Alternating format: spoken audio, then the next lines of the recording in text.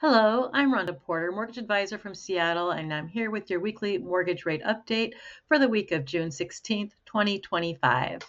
Optimal Blue shows that mortgage rates as of last Friday, June 13th, averaged 6.817%, still remaining in that really tight range. And this chart is now reflecting a 2-year history.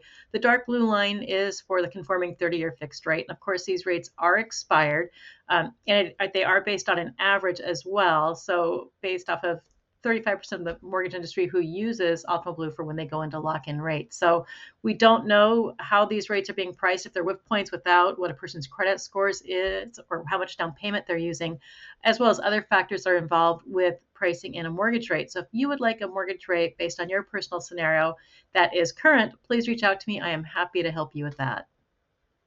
The Fed starts their 2-day meeting on Tuesday with their rate announcement on Wednesday at 11 a.m. Seattle time, along with their summary of economic projections, also known as SEP, which has their updated forecast for inflation, the unemployment rate, and gross domestic product, as well as the Fed funds rate.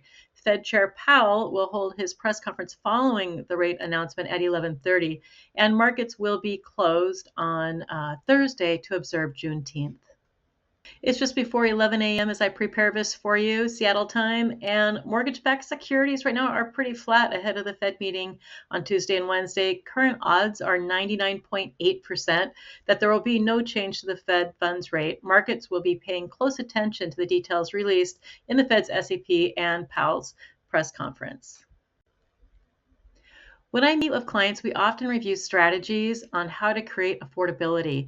And if you're considering in maybe making a low offer on a home, you might be surprised to learn that you're often better off to ask for the seller credit instead. And so I created this the other day for one of my clients. And let's just review this so you can see how this works. So this is based off of a sales price of $800,000 with 20% down, and based off of rates on June 5th. So again, these rates are expired.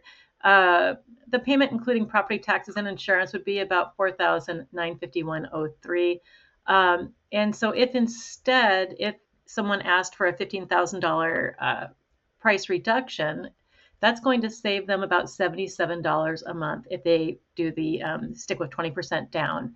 If instead they use that $15,000 to do a permanent rate buy down, that would save them $262 a month. And last but not least, the other option would be a 2-1 temporary buy down. So at that, the note rate would still be 6 3/4, but their start payment rate would be 4 3/4. So you'd save quite a bit.